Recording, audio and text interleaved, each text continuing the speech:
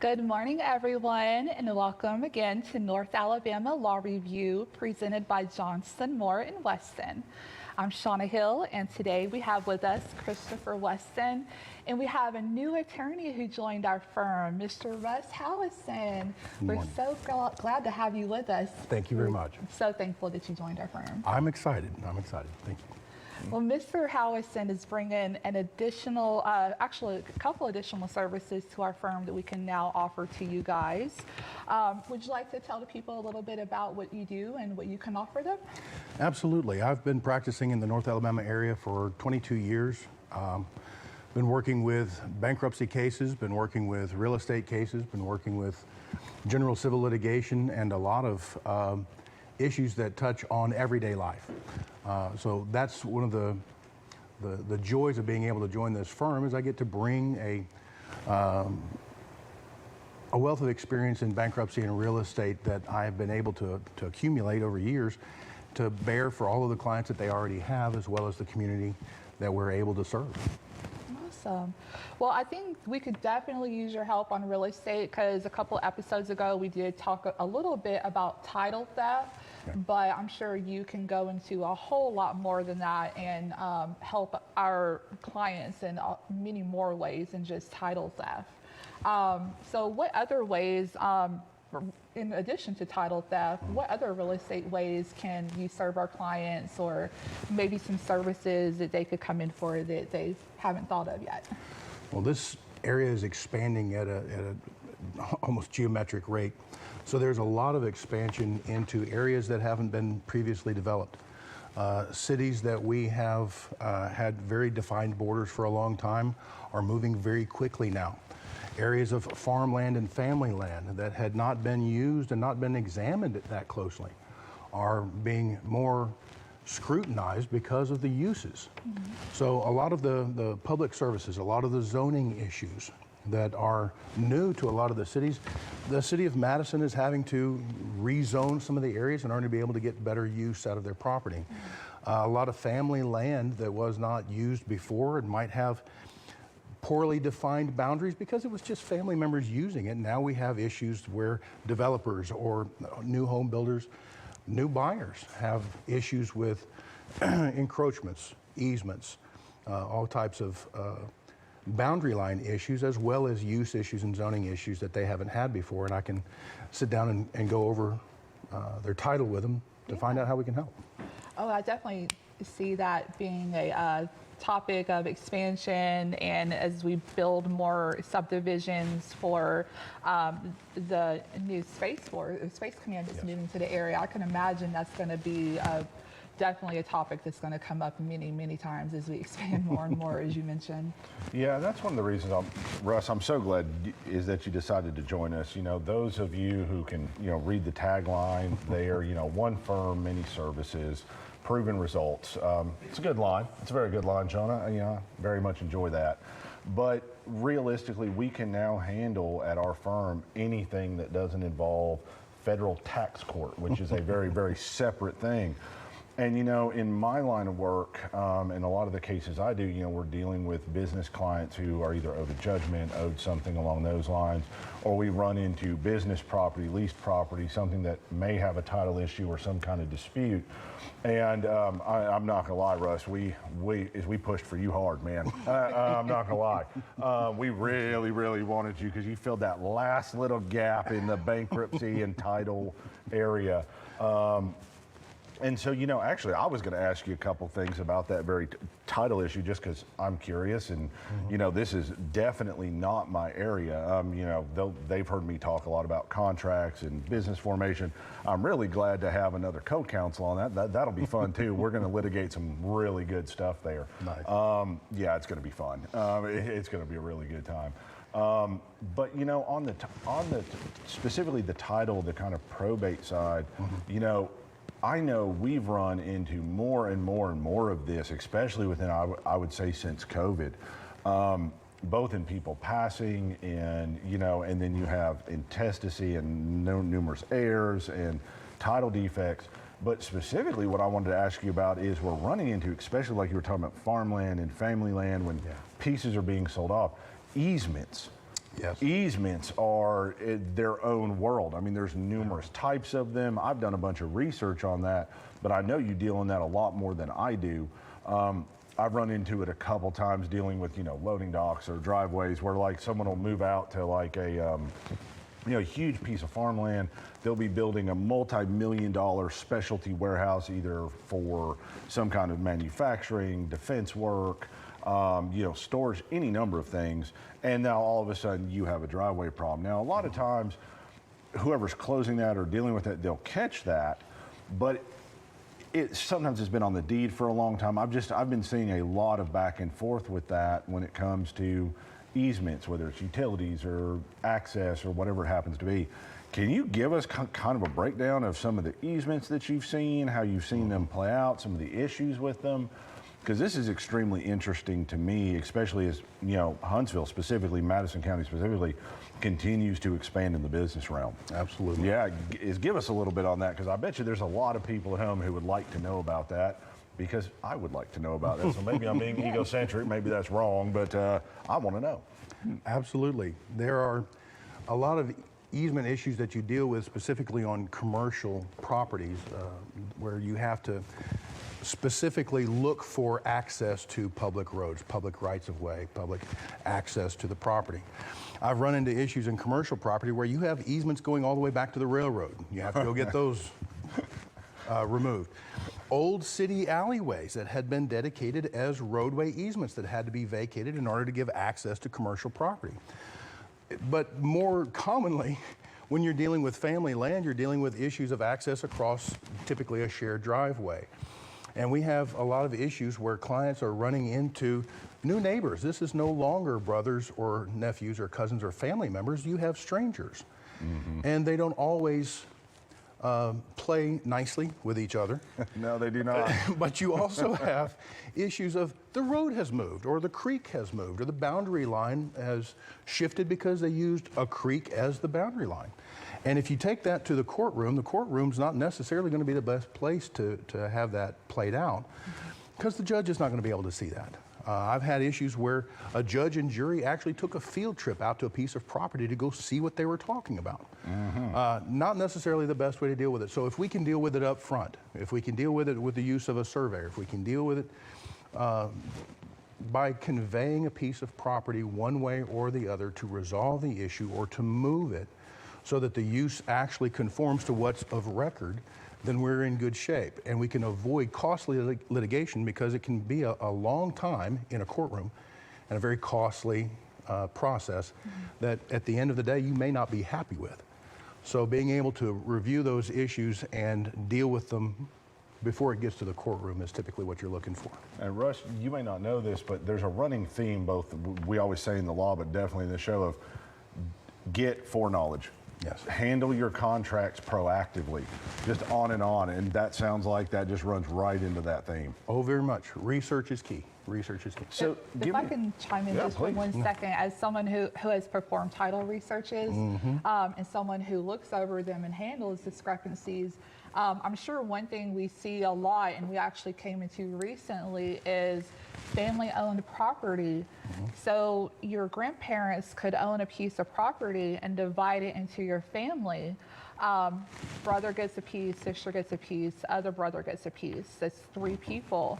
Well, 2 of the 3 siblings could decide to sell off their property while one sibling maintains their portion of the property. However, it was never accounted that that person may be landlocked. Right. And it wasn't a problem when brother and sister can give you access, and no one ever thinks, does my sister have access or brother have access to their property? They're thinking, I own this, I want to sell it, I have a buyer, let's make it happen. So what can you give, I guess, some of our clients who have ran into or could potentially run into that problem as, we're looking to expand and sell property to make room for housing market? What are some of the, guidance you could give those and how we could help those types of people? Well, when the court looks at it, they look to actually condemn an easement across someone else's property to give access to a landowner that's now landlocked. And you try to structure any of your real estate deals to prevent that, but it can't always be prevented. like with family issues like you're talking about. So when that happens, you're looking at the shortest and least intrusive way to get access to the property so that the court can do the minimum amount of damage across someone else's property and intrude on someone else's property rights to the smallest amount. So you're looking at where has there been use previously. You're looking at the geographic nature of the land to see what's going to be the easiest and cheapest way to get there. And then you're looking at the shortest way to be able to do this across someone else's property. So typically what the court will do in cases like that is condemn, but they try to do that very sparingly. So whenever we sit down and look at family law issues, if we look at estate issues, we try to make sure that we structure it in such a way to prevent those, again, foreknowledge. But if it can't be done, there are ways that we can get access for those family members, because you can't have landlocked property where you have to trespass across someone else's property just to get to your house. So the court does have a remedy for that. They don't like to apply it because they don't want to intrude on property rights. But when you're dealing with family members, it can usually be done by agreement beforehand, and it needs to be done in, again, the least intrusive way, but it can be written into the transaction so that it prevents that problem from coming up. So I've got another question for you. Sorry, Russ, but this is going to be the day of questioning Russ. That works. That's going to be this entire episode, would be my guess, except for the client, except for the viewer questions, because I find this very interesting. I've dealt with this tangentially, is like I've said, in kind of my business practice, and some of my other litigation stuff that I'm doing. But where I've seen it come up, and I've dealt with it, like I said, a little bit, is when there's an easement that's no longer necessary. So like what you were talking about, like that easement by necessity. For those of you at home, that's one of the 3 types of main easements: by prescription, an express easement, easement by necessity when someone's landlocked. Okay. That's the one I dealt with before, and that was, some Hatfield McCoy situation going on there. I mean, we have seen some stuff, ladies and gentlemen. People putting up concrete barriers, don't even know how they got concrete poured that quickly, but it was impressive. Like, I wanted to know who their contractor was, because I was like, that is the quickest concrete pour I've ever seen in my entire life. But when it comes down to it, is like when an easement is either no longer necessary, when it's improper, give me a little bit of the procedure if you're challenging an easement, because, I try to give people here at home, and we do always, is a little bit of knowledge of like how this works. Obviously we're not teaching a law school course, but if they have a little bit of knowledge of like what they're looking at, they can be forewarned. And so things like quiet title, like kind of what you have to do, who you have to list, just something of a breakdown of how this operates, as well as some of the issues and needs that people run into when dealing with easements and this kind of partition of property. Quiet title is not a fun process to go through. I've had to go through it with several clients over the past 21 years, 22 years. Many times you're having to sue everybody that owns property surrounding the piece of property at issue in order to be able to make sure that nobody that's a neighbor has a claim or issue with the boundary line that you're setting. A lot of times that happens when you have a legal description that hasn't been updated for over 100 years.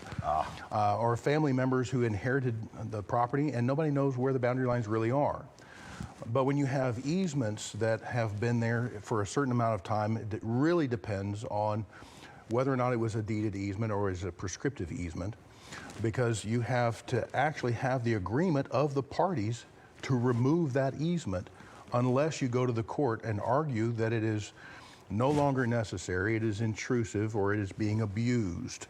I've seen those arguments used before the court, and most of the time before it got to the judge for a decision, an agreement had to be made between the parties because it just got too contentious. Hey, tell me a little bit about abuse of an easement, because that is something I find very interesting, because I know that's a real hard burden, real high burden to get over, to eliminate an easement.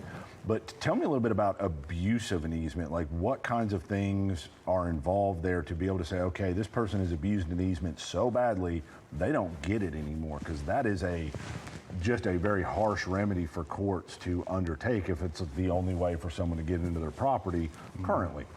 And that's actually an argument that I haven't seen the court rely upon to remove an easement, because doesn't matter how a party's behavior affects everything.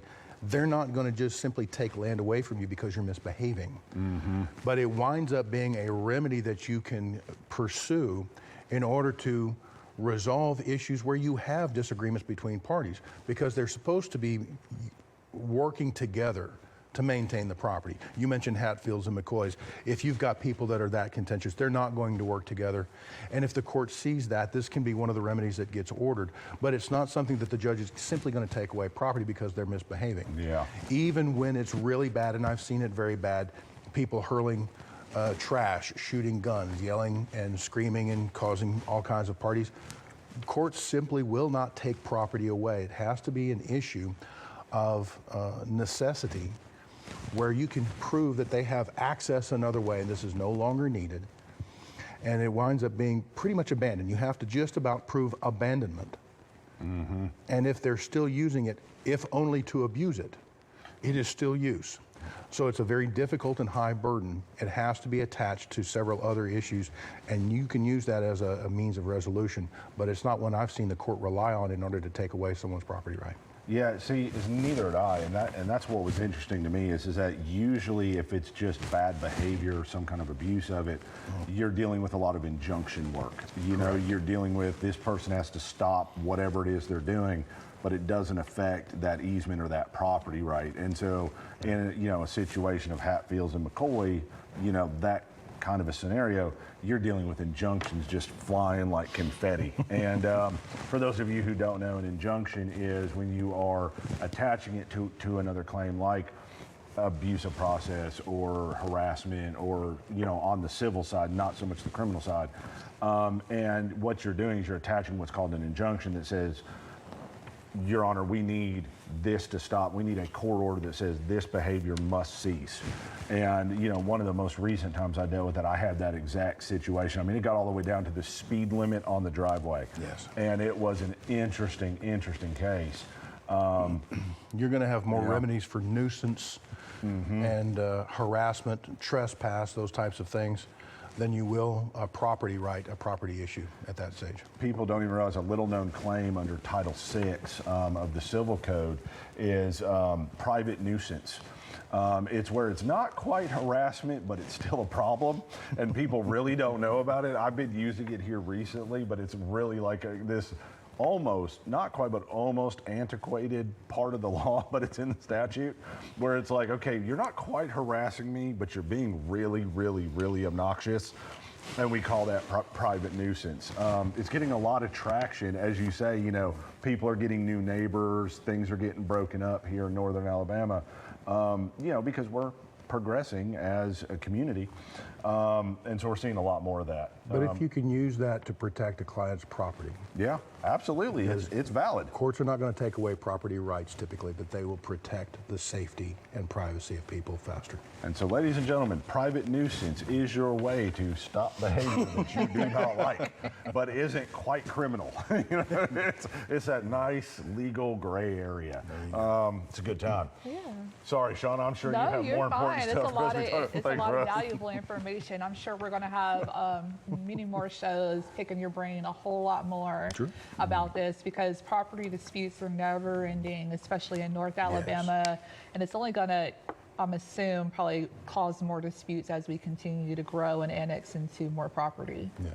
Well, as more development pushes further into unused or lesser used, you push into agriculture, you push into hunting land, you push into county areas that have not had a lot of use, you're going to be examining the boundary lines a lot more closely, especially as property values continue to increase. And when he speaks of legal descriptions, and when he says they start at a creek, he's not joking. They will mention a creek, they will mention a rock, they will mention a tree, they will mention a house that someone lived in 50, 100 years ago. I did have that. How you figure it out now, you have to dig in through the history. Had a legal description that began at the gully across from someone's house that had lived there in 1928. Exactly. Wow. But here it is, 100 years later. Who lived there in 1928?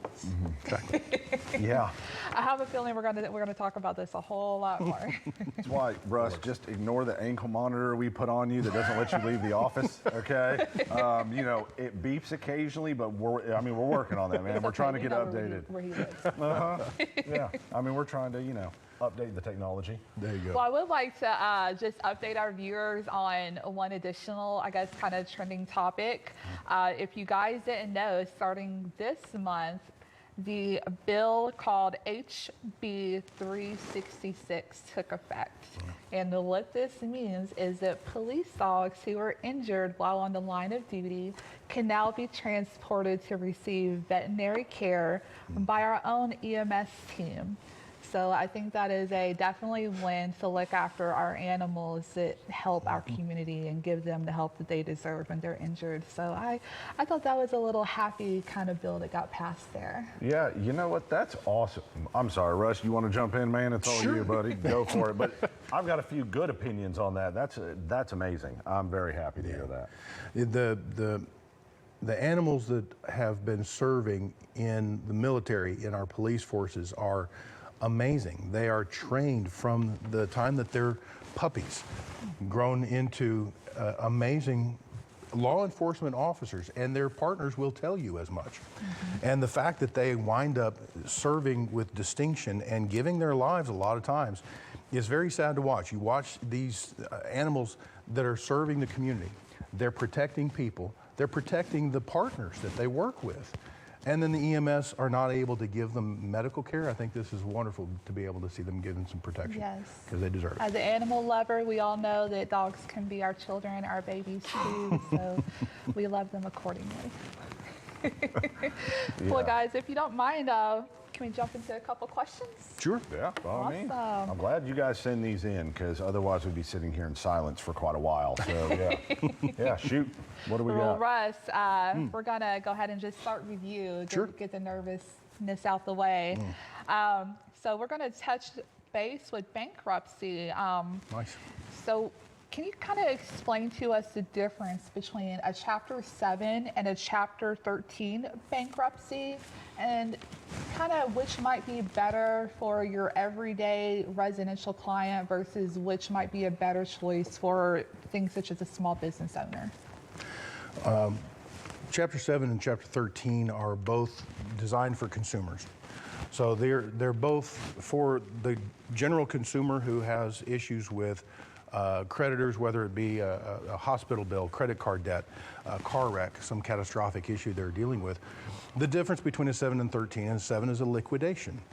You don't have any repayment to make, but it is also restricted by income and assets. So if you make too much money, if you have too many non-exempt assets, you may not be able to file a Chapter 7.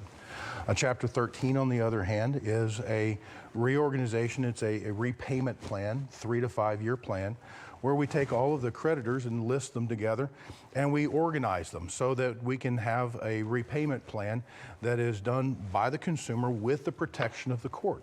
A lot of times people have the ability to pay, but they can't do that when they're getting calls from collectors, or they're getting sued for collections, or garnishments hitting their bank account, or garnishments hitting their paycheck.